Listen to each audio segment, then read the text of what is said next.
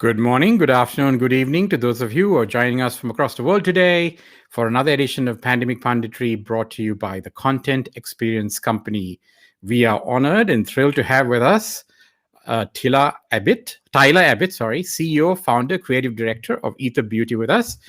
She is started an amazing company, and we're going to hear a lot about that company and how she's planning to change the world of cosmetics with her clean cosmetics line. Welcome to Pandemic Punditry, Tiila. Thanks for having me. And I apologize for murdering your name right there at the intro. It's all good. No worries. Just to sort of give our listeners and viewers some context to the gravity of the problem that you are having a great solution for, I was wondering whether you could share some tidbits in terms of numbers and statistics as to why women and hopefully at some point men all over the world, if they were going to put something on their faces, would want to have the kind of cosmetics that you are developing. Sure. So from a sustainability viewpoint, basically there's over 120 billion single-use packaging created in the beauty industry that is made annually that is unfortunately going in our landfills all over the world. And then on top of it, there are cosmetics that are using unethical sources for tracing when it comes to raw ingredients. So there are issues with child labor, with forced labor, and unfortunately, a lot of ingredients are also not necessarily considered safe for your skin. So I created a brand that bans over 2,700 ingredients, as well as from a safety perspective, as well as an ethical and sustainable perspective. So it's kind of taking all three different categories into one. Yeah, so I was astounded personally when I was researching for this discussion with you that 1/3 of landfill waste is cosmetics related. That's a staggering number. I had no idea, and I don't know whether many of our listeners and viewers have that idea either. But that's an extraordinary amount of. And what is the form of that? Are these used lipstick tubes and things like that, or brushes and cases, and or is it all everything? Of it. So everything you just said is not recyclable at all. The problem is it's a lot of mixed materials. So things like mirrors and magnets are not recyclable at all. Magnets, the ingredients for magnets, the raw materials are mined in areas in China with horrible human conditions. So I, just doing all the research, I, decided, why are we putting this into packaging when it's not good for the communities or the earth? And then on top of it, it's not even recyclable. So, we have magnets in everything. We have magnets in our computers and our phones everywhere. So I just wanted to stay away from that. And then on top of it, there's metals and plastics. There's over something like 60,000 different types of plastics. They don't all divide into the number recycling system in the US from 1 to 7. There's many products that are not recyclable at all, even if they have a recyclable number on them. So it's very confusing for the average consumer. But there's lots of infrastructure issues when it comes to recycling in general. So I wanted to make it really easy for my client and digestible. So I have 2 kids. I also just moved yesterday, which is why I'm in a very empty room and all not done up to the nines. But basically, I didn't want to create a brand where my children would be responsible for cleaning up later. So I truly believe it is not the problem of the client who's purchasing my products, but it should be the responsibility of the company to create something that can go back into our infrastructure. Wow, fascinating, Karthika. I know you're a huge fan, and you're the one who actually clued me into Aether Beauty. I'm not obviously using of makeup, but I know a lot of people who do. So yeah, I yield the floor to you, Karthika. I'm sure you have tons of questions for her. Thanks, Lavi.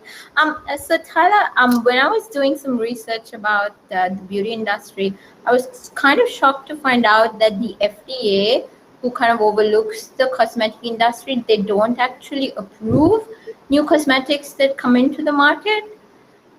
So what is the process for getting something out to the market?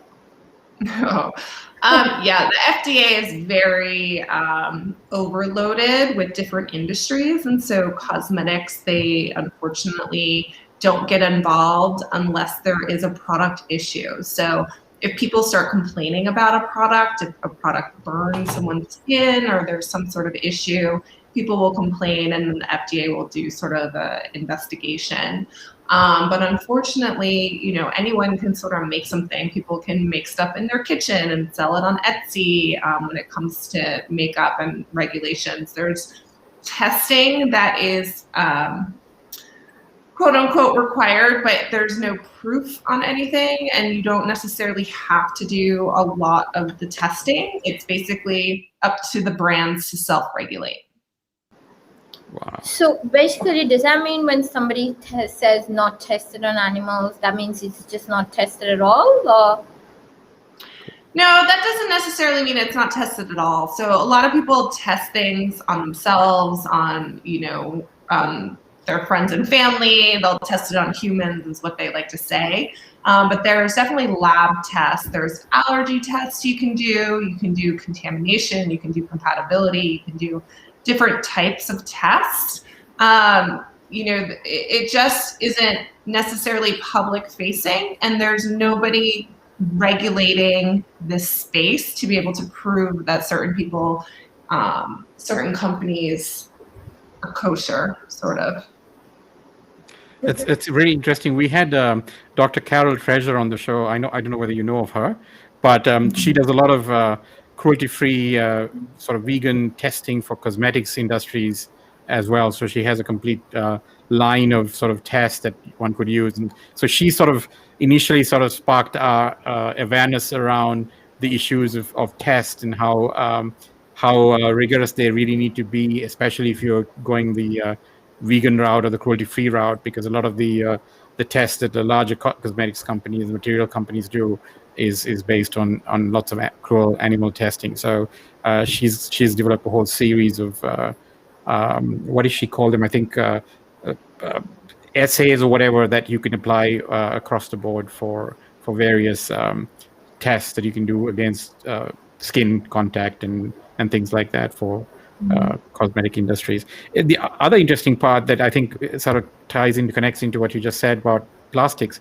We just had early last week a young person from China who's just created plastic out of milk waste or plant agricultural waste, and he was telling us that most of the plastic, like bottles, for example, can be recycled, although only 10 to 15% of it ever does get recycled.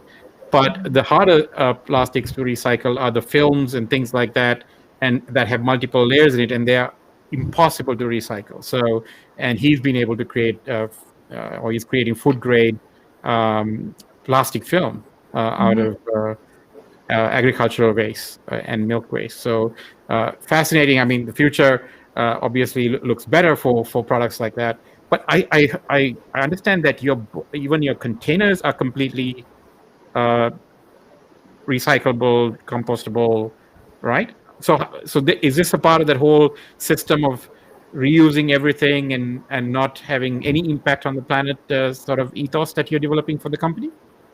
Exactly. So basically, you know, I didn't reinvent the wheel when I designed my packaging. I just kept asking questions, and I kept asking my packaging suppliers and packaging engineers. And I went to my local recycling facility to really understand how our infrastructure works. And so I was able to create FSC certified paper, which just means that it doesn't contribute to deforestation, which that is an issue when it comes to paper goods. And then there are recycled aluminum pans inside, which you can pop out and recycle separately. And then that's pretty much it. So basically, you know, it makes it really simple for the client to understand and makes it simple for the infrastructures. Okay. Karthika? Thanks, Larry. Why crystals? Is there a specific reason why you decided to use crystals as one of the core ingredients? I noticed in the website it also said you can, not only does it make you, give you the makeup, but it kind of transforms your skin at a more deeper level. Could you explain to the audience what that means, please? Sure. So having crystals in beauty is not something new. So Cleopatra was doing it back in the Egyptian times, and it's been used in skincare for hundreds of years. So crystals are basically minerals when you break them down, and so they actually have skincare benefits. However, I wanted to create a brand that, was really tied to the cosmos and to our atmospheres and the earth and all of that. So I wanted to have some sort of connection to the product. So I wanted to utilize crystals in the formulations. For example, the rose quartz palette. Rose quartz helps prevent wrinkles, redness, and fine lines. But then you get the spiritual side of the crystals, and then it all emulates love and self-love and being open to love. So there's great messaging there and great messaging for my clients, especially in this time of COVID with everyone being so separated. Everyone can use a little bit more love. So that's brilliant. So and I think the talking about COVID question popped into my mind. What has the impact been? Because I know that people are on Zoom calls, right? So, and I know that we recently read a statistic that women tend to have their cameras on or off on Zoom, and that creates a huge communication challenge, and also it puts them at a disadvantage. And simply, I think a lot of women feel that they may not be looking their best, and men seem to have no compulsion about that, so they turn the camera on and have these sort of good old boy talks, while the women tend not to do that, and that's something that people need to be addressed. Do you feel that that cosmetics such as yours is something, if people feel empowered when they use it, that they should use it, and especially in the middle of COVID, when maybe you're not taking such good care of your personal appearance or can't? Actually, the clean beauty industry has grown double digits during COVID. Wow. So for me, my direct-to-consumer business has grown over 35% just in the last year. Women are definitely taking care of their skin, definitely putting on eye makeup, especially with mask wearing. Certain categories like lip gloss and anything that covers your mouth there has gone down, but mascara, brow, eyeshadow, so much so that I'm actually doing my first raise for Aether Beauty. So I've actually just launched on Republic, where it's open to accredited investors and non-accredited investors, because anyone can invest as little as $100 into the business. But basically, I wanted to open it up to the community, because the community is what has helped me grow so exponentially since I launched the brand. So I have one employee. I've been completely self-funded since day one, and the brand is now over a $3 million brand in 2 years. So I really wanted to put my success back into the hands of people who have made me successful. So I think I've raised over $30,000 so far, which is great. But COVID in general has just brought more consciousness to ingredients, as well as packaging waste. So for me, it's so easy. Everyone's just getting everything delivered. There's 1,000,001 cardboard boxes that are sitting at everyone's door every day. And it's created sort of this awareness of our footprint. And so sustainability has become way more of a conversation. People are really interested in the impact in the world and what their purchasing power is. I haven't had the same experience as you had with women in Zoom at all. If anything, I've had the opposite. Every single guy I know won't turn on their Zoom, but every woman is turning on their Zoom. So I don't know where that's coming from, but basically, yeah, it's been really interesting to see sort of the mind shift in the consumer and this rise of the conscious consumer.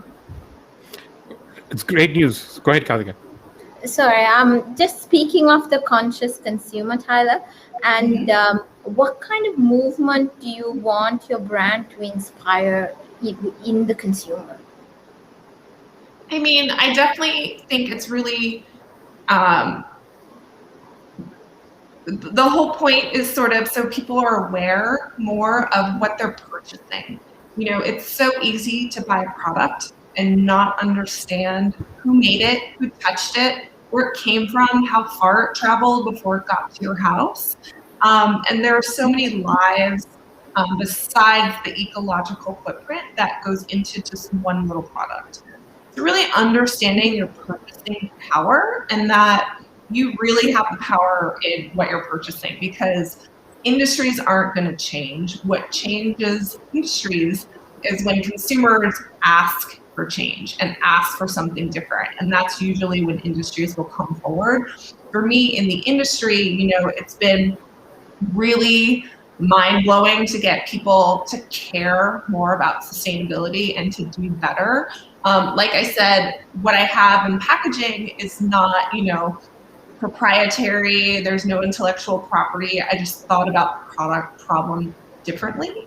And, you know, I'm really encouraging other brands and other CEOs to do the same. So, you know, it's not for me just to be this only conscious beauty brand. We need all brands to go in this direction, because the direction it has been going in is not okay. Well said.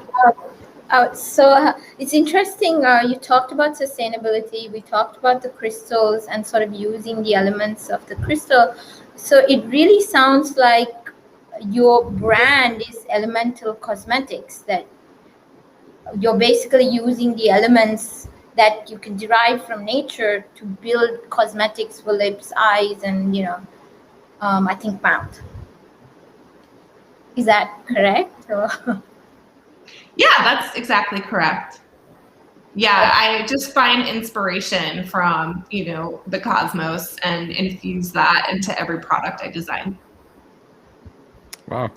So the product range currently as it stands, so I'm no expert on makeup, but I heard it's like a palette. So I assume that's eyeshadow and things like that. Well, do you have a lipstick as well? And you know, what are your plans for the product range? Sure. So for right now, I have 4 eyeshadow palettes. I have 3 cheek palettes. I have 3 highlighters. I have 12 lip creams. I am expanding into other categories, especially in 2021. So there will be lots of newness to be had, but I plan on building out a full color collection with 40 SKUs. So everything from foundation to mascara to eyebrows to everything in between. So am I taking lip creams to be lipstick or the equivalent, or is that something completely different? I mean, lipstick is literally a stick, so this is a cream. So it's more like a blend between like a lip gloss and a lipstick. Okay. But it has the same functional impact. It makes somebody's lips look brighter or different color or something like that? Yeah. Okay. Yeah. Sorry. Yeah.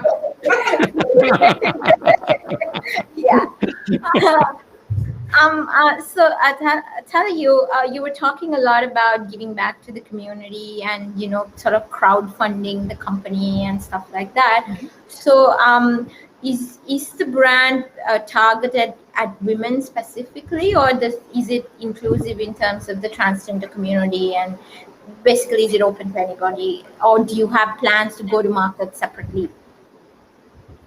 The brand has always been inclusive since day one. So whatever gender you are, whatever color you are, the brand has always been open to everyone. Makeup is here for everyone who ever wants to play with it. Okay. So the amount you're trying to raise, and you've done phenomenally well for a self-funded business this far.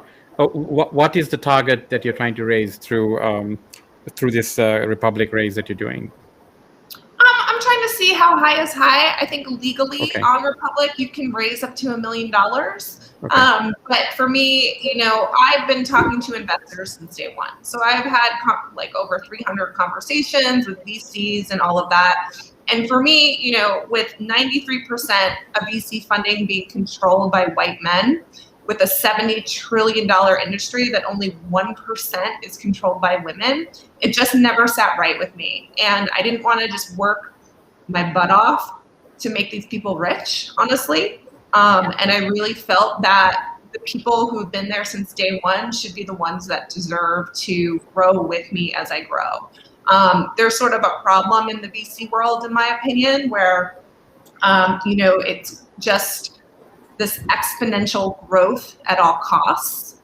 And for me, I am very much, about putting the right product out there with the right packaging. I'm not trying to just hit crazy numbers to make somebody's at a large corporate table happy.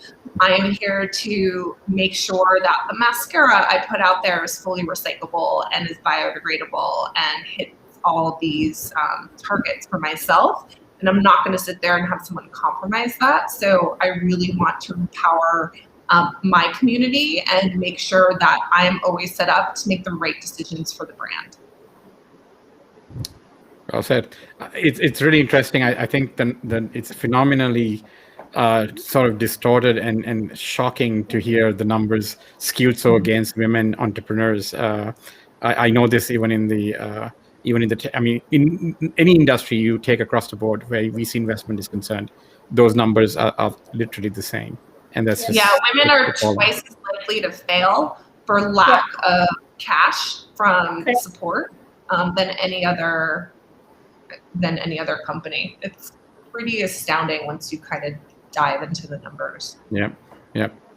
But I mean, we love your idea of sort of this whole circular economy, right? So everything can be sort of used and reused, and it seems like even the funding is sort of circular, right? So your customers are becoming your investors, and your success becomes their success, and it's highly laudable, and I really do hope that everything works very well for you because it's a great model. Karthik, Thank you so much. I hope so too. Yeah, we'll be watching very closely. Karthik, go ahead. No problem. I noticed in your website, Tiila, you've mentioned that natural doesn't always mean non-toxic. Can you explain what that means? I think because there's a myth out there that if you buy something natural, then it's good for you.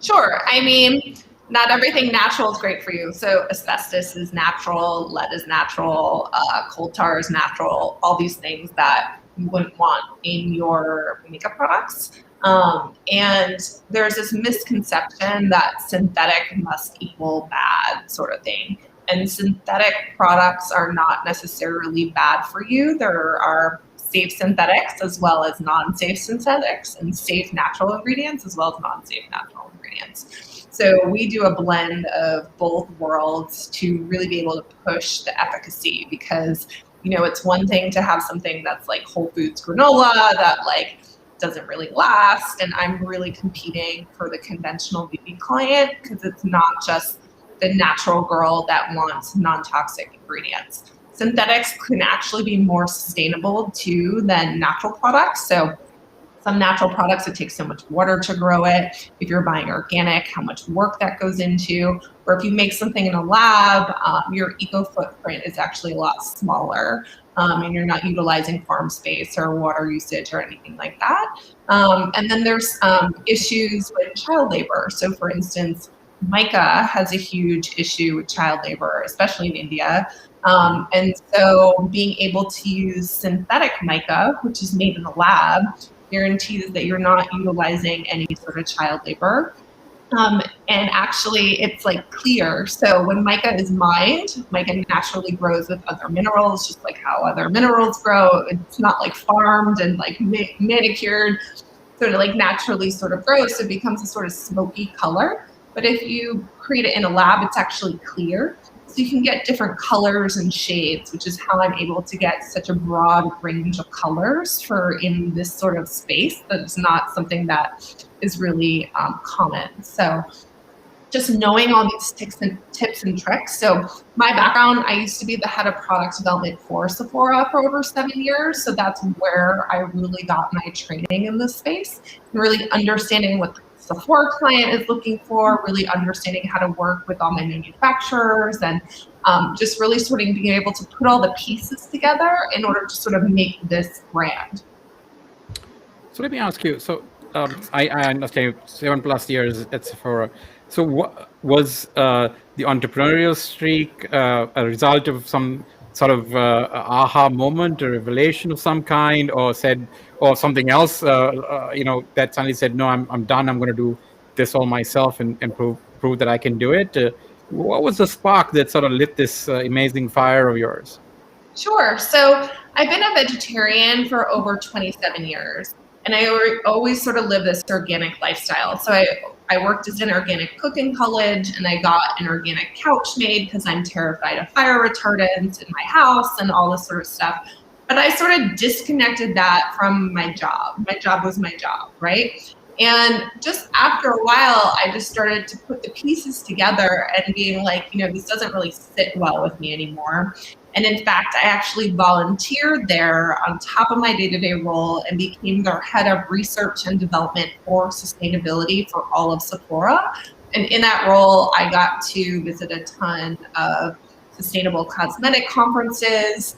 And it was also when Sephora was ideating their clean category.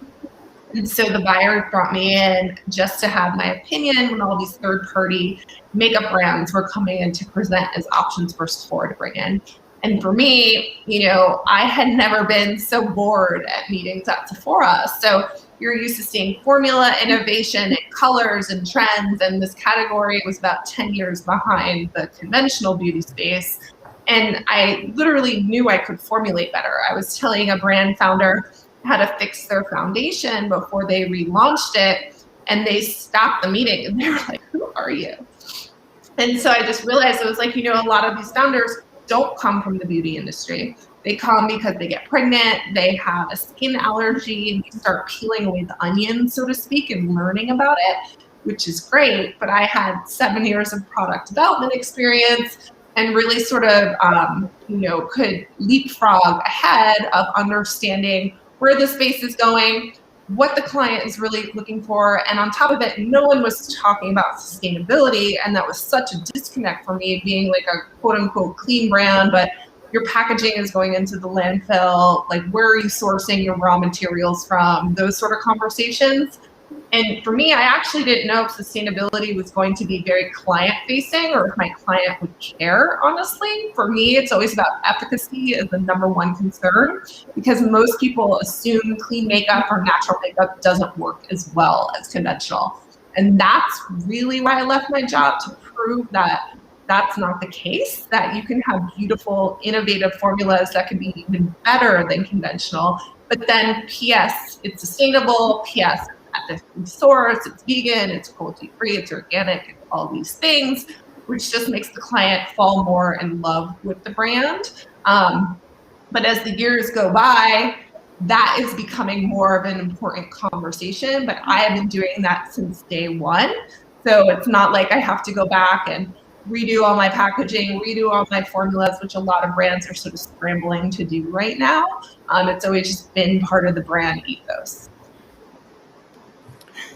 That's a wonderful story. That's really inspiring, Tiila. Thank you for sharing that with us. I'm just wondering, curious, what does your day look like generally? What do you do day to day? What does my day look like? I mean, right now I'm moving with like 2 little kids, so there's just stuff everywhere. But yeah, I mean, COVID hasn't really affected me work-wise, because the people who have worked for me, we've always just sort of worked from home. So it's nice too, because it makes the world smaller. So it's not like I have to be headquartered, in a large city and pay, a large office fee or something like that. All the people I work with, we're all sort of young and know how to work digitally. So that's sort of great and freeing, and can kind of work anywhere, which is amazing, and sort of the future of where we're going, right? But I mean, for me, everyone always thinks you like play with makeup all day, right? That's like the whole thing about this beauty space. But no, I mean, I go from like podcasts to meetings with my marketing PR person to things on Instagram to meetings with my retailers. So the brand is sold in over 90 different retailers in the US, in the EU, in Asia, globally. So, and we also ship globally. So that's part of the sort of recipe, is sort of balancing out how to be an omni-channel brand. So really sort of, then I go into accounting, then I get my daughter lunch, what a work from home parent sort of life. But yeah, it's all over the place, but I think that's sort of the way of the world.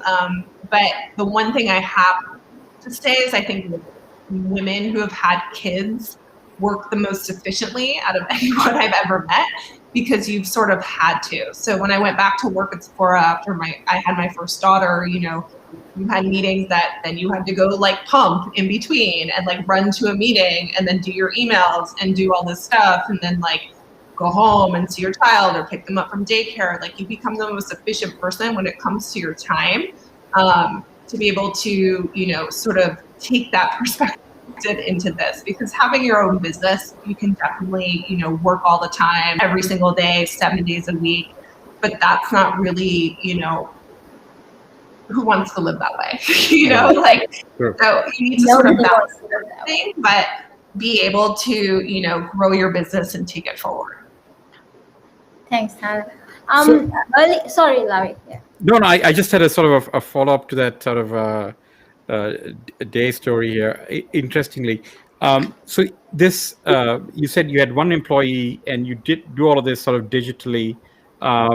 So do you see this as sort of the future, even post-pandemic or whatever we will have?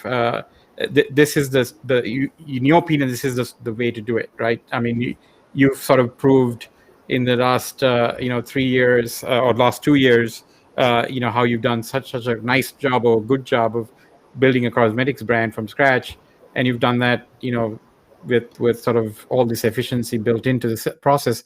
So you see yourself doing this if you're a $10 million or $100 million business as well? I mean, you find all of this to work, because lots of businesses are trying to figure out how are we going to work in the new reality, right? And you seem to have sort of taken this has been my reality before COVID. So I do think many companies who've started in this direction sort of know the way to go. There's definitely things that you need to do in person. So, a photo shoot, working with models or things like that, but that's not an everyday occurrence. For me, I'm on Shopify and I do work with a tech person, but they work from home. My marketing person is in LA, and then I have, a wholesale account manager that's in Florida, and I'm based in Arizona. So we're very tech savvy and just constantly, on DMing or texting or calling or whatever we need to do. I actually find it less disruptive than a typical office where every single hour, your hour is booked out. You have like no control over who like takes the meeting over, like what you're supposed to be doing. This has been way more efficient for me when it comes to my time and building my business, that I don't see a need for it just yet. I wouldn't say, never, but for right now, it works perfectly. So how do you counter this fact that, I mean, if you go into any department store, especially the ground floor, which is all makeup and the cosmetics. So MAC has its thing, Bobbi Brown has its thing with, highly made up women with, elaborate looking displays and, free makeovers and all that going on.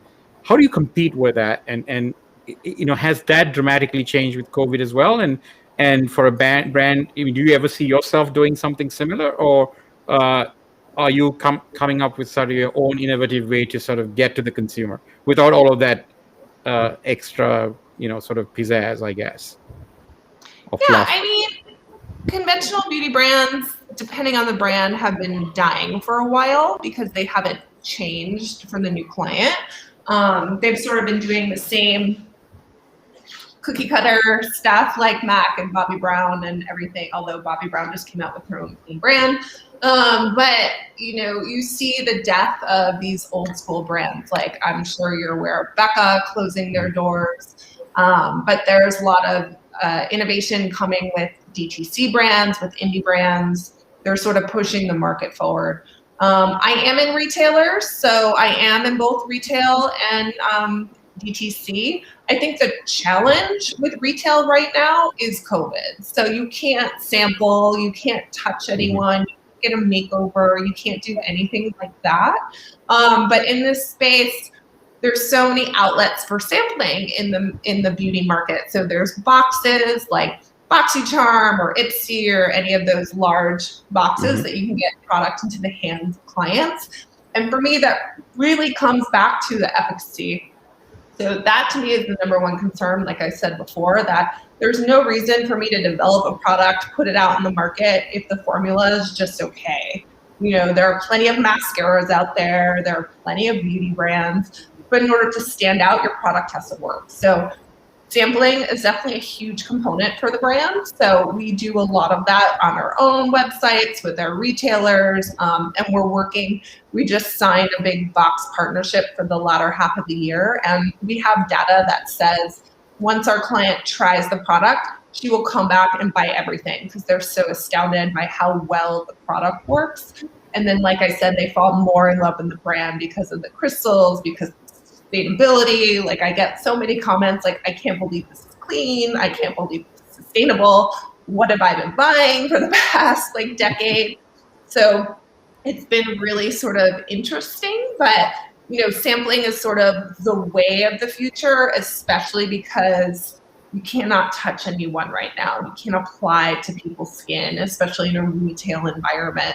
So I do think retail really does have to change. I think COVID is here for a while and people really need to get used to it. There's data that people are just going into stores not to discover anymore, just for picking up product they already sort of know they're going to buy.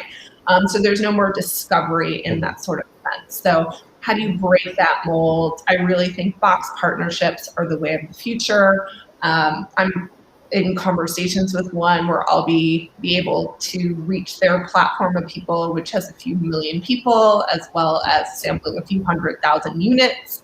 So being able to really just get through the noise, and people just like to try, especially in the makeup world. So that's sort of how I see this space a little bit, but it's definitely a balance between your retailers and your DTC, but there's definitely ways to approach DTC with exclusives, with, you know, we're building a community. So talking about new product launches, what did they think? What did they want to name it? Like, what sort of products would they like? And sort of, you know, really opening up that line of communication.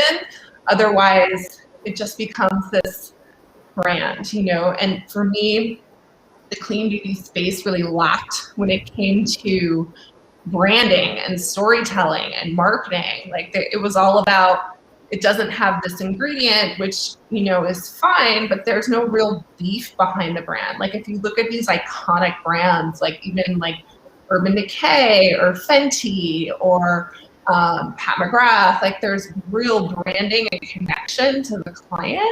And that to me was really lacking. So that's why I wanted to create this sort of storytelling with the cosmos and like self-empowerment and really making people feel good, because there's a lot of negativity in this space. You know, you start talking about toxic ingredients and sustainability, and then everyone feels really guilty and wants to go hide under their blanket, right? So how do you make it a positive spin? And like I always say, we don't need like the whole world doing zero waste perfectly. We need people doing it as imperfectly as possible, and that's how we can move forward. True. So Tiila, I remember when in one of the earlier questions you mentioned that your experience with product innovation helps you to kind of leapfrog, right? So how much time were you able to cut back from ideation to go to market? Well, that doesn't necessarily get cut back. So the normal time period is about a year. However, because of COVID, some things have slowed down. So sometimes it takes a little bit longer. But it also depends on how many units you're producing. So if you're small like me in the beginning and only producing like 5,000 units of one SKU, and you're in a lineup with a vendor where someone else is coming in with 200,000 units, they're going to get priority over you. So there's stuff like that. But I am moving forward. Like I said, I have one order that has almost a little over 150,000 units. So now my timeline is getting cut down. Okay.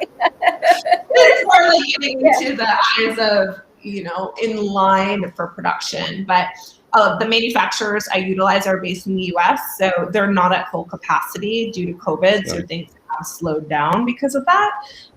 But I do see it becoming more efficient a little bit later, but it hasn't really affected business too much. But for me, I've had product, I have 2 years worth of product I've already developed. For me, it's more the packaging that holds me up, which people are always like, how do you get this formula so great? Like, people always ask me about that. And I'm like, that to me is the easy part. That's what I do day in, day out. That's not the hard part. The hard part is, how do you make the world's first recyclable mascara? How do you make the first recyclable compact? How do you do that? That to me, that nobody else has done before, that is what sometimes will hold me up when it comes to production. But like I said, because I don't have pressure from BCs having to hit their crazy standards, that I can do it on my time and do it right. So if, what was the real secret between sort of this, amazing sales implosion of, at such a short period of time? Was that the fact that you had a great product that, once you got into somebody's hands, they bought the whole lot?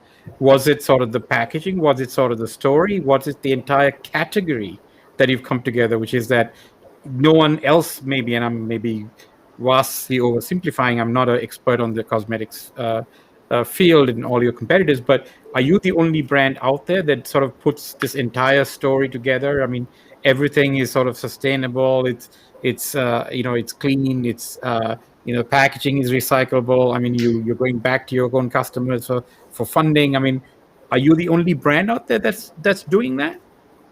I'm the only brand that's doing all of that together. Yeah, there are brands that do elements of it. And unfortunately, there is a lot of greenwashing in this space. So I'm sure other brands would argue with me on those points, which I could argue back. But there are lots of false claims, unfortunately, and the client doesn't really understand the difference yet. But it's sort of a combination of all of that. So I've always been very accessible, I guess is the word. Like, I've grown my brand organically on Instagram. I knew nothing about DTC when I did this. I knew retail, right? And so I naively thought I would just launch an Instagram page, gift a bunch of influencers, and I'd be $1 million brand, right?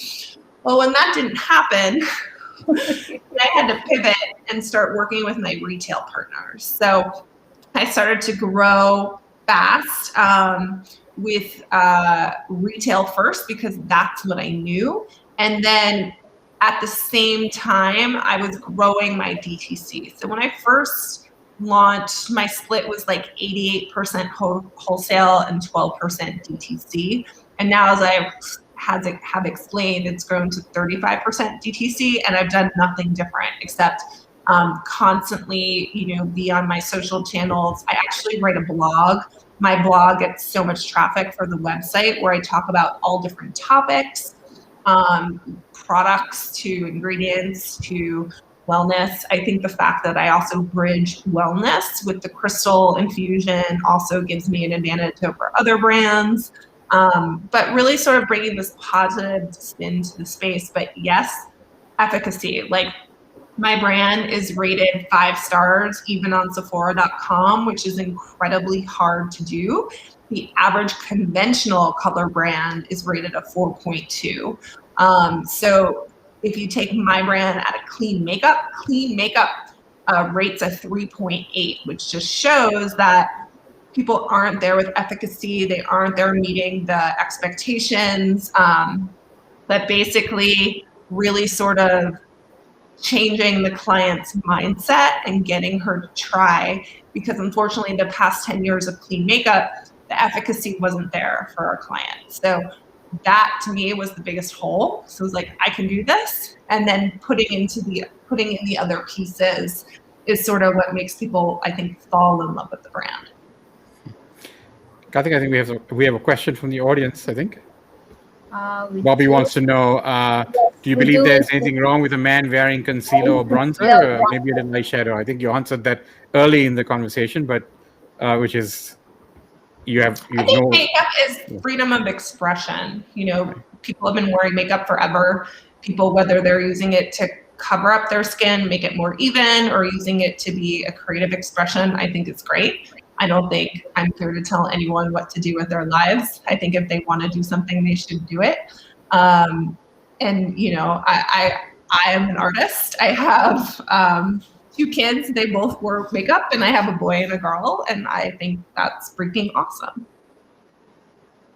Okay, so I think what some people don't understand is that I think there are lots of cultures in the world where the men also sort of paint themselves up. I mean, as a part of a traditional look. So I think that's you know, I think when these stereotypes get in people's heads in different cultures, but globally, there's both men and men historically have used all kinds of adornment on their faces. Like color, like who doesn't like color? Who doesn't like sparkle? I mean, it's fun. You know? Absolutely. So tell us, do you have a style icon? Somebody you think, oh my God, this is the person I absolutely want to style or do hair and makeup for? Ooh. I don't know the answer to that. I'm not necessarily the best at keeping up with celebrities because I am so busy, especially as a mom. But I just think it would be cool. You know, I've had celebrities wear my brand. I think it's just more, you know, it's not as so important to me, I guess. I think what's more important is just really, you know, having people be more aware of what they're purchasing, and just take that to every sort of perspective of everything that they buy. Because like I said, we have the power to purchase what we want. If you can afford to purchase something, you know, just understanding the whole cycle of something is just something that I think is more important than, you know, who wears my makeup, I guess. Not that I wouldn't want celebrities wearing it. I want sort of everyone to wear it, but I think the message is just more, you know, how can we... Given all of the stuff that you've done for sustainability, for being ethical and, you know, for being clean and everything, is there sort of a doctrine that other cosmetic companies can follow or developers can follow in order to be a clean and sustainable and ethical brand? Definitely. I mean, I think, you know, you can't just people, how do I say this? I've spoken to many industry, at many industry conferences. And a lot of people ask, like, how do they make their brand sustainable, or how do they do, you know, something? And I always say that, you know, you can't just turn around and be a sustainable brand. And I think the client is really going to see through a lot of the greenwashing a little bit more, but you can make steps towards it. And I think calling out those steps is more important than, you know, all of a sudden having FSC certified paper and then saying you're a sustainable brand. Like, that doesn't really jive when there are so many other attributes of a company. I always tell companies the best thing you can do is do a product life cycle. And so you can understand, you know, how much carbon one product is putting into the world. Maybe you could reduce your water consumption when it comes to making that product. You know, you might not be using organic ingredients or sustainable packaging, but you could reduce your water. Or how do you reduce your transport, and how do you reduce your trucking and that sort of stuff? Like, all that stuff matters and counts if you really want to be a sustainable company, not just tacking on to a marketing cover. Tiila, we really love what you're doing, because from our perspective, when we sort of set our goals for 2021 at Pandemic Punditry, we, as you know, we wanted to focus on things that will help stop what we are calling the extinction emergency. We think the clock is 60 seconds from midnight when extinction is concerned, and so we wanted to sort of, you know, highlight and showcase companies such as yourself that are producing alternatives that, if adopted, will make a significant. I mean, in your case, as you so rightly pointed out, 1/3 of the landfill waste are from cosmetics products. I mean, right there, if you sort of are sensible about what you purchase and use, and also care for your skin and don't want to put things that are harmful on the skin, and that also didn't go through a process of using cruelty or toxicity and things like that, overall make you feel good and make you look good at the same time. I think that's really a great winning combination. So we're really sort of pleased that you're offering an incredible set of alternatives to people who are concerned about what's happening to us as a species and to the planet. So we laud all your efforts. We wish you fair winds in this trip that you've taken, and wish you all the very best for this latest round of funding as well from all of your avid fans. If you were to give some parting advice to people on sort of starting their own business, or sort of looking at all of these problems that we as humanity are facing, I mean, consequent to this pandemic, I think has been an eye-opener, hopefully for many, which says, hey, look, I think we need to sort of rethink sort of how we do business, what we do as a business, what we consume on our day-to-day lives, what kind of legacy we want to leave for our children. All of these things, I hope, are questions that people are grappling with. And it's gratifying to hear that your sales have been through the roof during the pandemic. Largely, I'm hoping because of that kind of awareness. So what piece of advice would you leave maybe your customers and also potential competitors or peers in your space? I think they're different answers. Yes. So I think for my clients, I think what's really eye-opening is just to take, like I always tell people, to take one day out of their life, just one day, and don't judge yourself for it, like non-judgmental space. And just see how much trash you make in one day. I think it's really eye-opening just to see what one person has the power to change. As far as other entrepreneurs, I do think, whatever you're creating, make sure there's a reason for it to be there. There's so much waste and so many products in this world that, there needs to be a reason for it to exist. 100%. And then I also think that, to really be careful on who you take money from in order to grow, if they're really there to support your vision or just support, growth. And for me, growth can come in many different ways. It doesn't have to be this traditional unicorn, VC, crazy explosion. And I think there's lots of consequences from that, from a sustainability viewpoint. But I do think you can be successful and grow and have some of the right people on your back. I think a lot of people take money because they're offered it. And think, that's the right way to go. And I'm such a firm believer in trusting your gut, especially as an entrepreneur. So many people love data, love to dissect things and all of that. But at the end of the day, if there's something in your gut that is telling you no or yes, like that is what I've learned to always sort of run with, especially if I'm questioning something. So just trust yourself and trust, that you're being put on the right path if it is what you're supposed to be doing. Amen, I would say. Karthika, you want to add to? You want to have a final question before I close?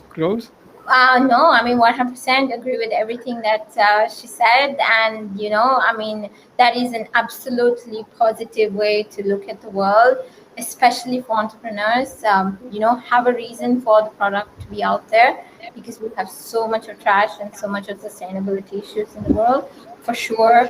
And this really goes to the heart of what I've been saying about marketing, because anytime you design a product, it's really important to also design the impact that product has on the environment and the community and the planet. So thank you for that. Yeah, I think the world does not need another Me Too brand. There's plenty of those around. Exactly.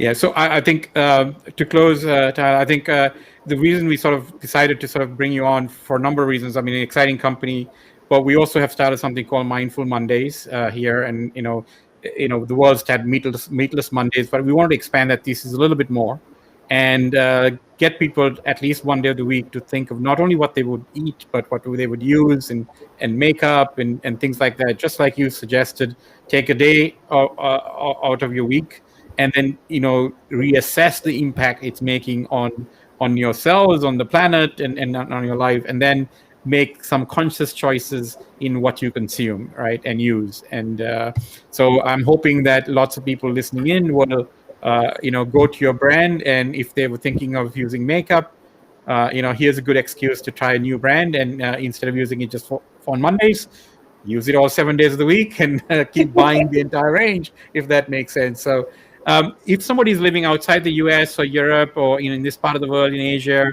how would they get your product? Do you deliver around the world, or are you restricted to certain parts of the world right now? I am restricted to certain parts just because of COVID, and like transport has been really slow because of customs. So I do ship internationally, but just depends on the country. So it is listed on the website which countries we ship to. But I'm also available at other retailers. So I'm available at Douglas in the EU, which does ship to a lot of places out there. But if you have any questions, feel free to, people can email us and we will get back to you on where you can purchase it. Well, thank you very much for spending a long time on the day after a move. I know how stressful moves can be, and with 2 kids, that's even worse. So thank you so much for taking the time. We really appreciate that, and thank you for enlightening all of us on the unique problem set that you're solving in a very unique fashion. All the best to you, and have a great 2021. And we're looking forward to maybe having you on the show with additional great news at some point in the future. Yeah, that would be great. Thanks so much for having me. Thank you, Tiila. Thank you, Tiila. Bye. Bye. Bye.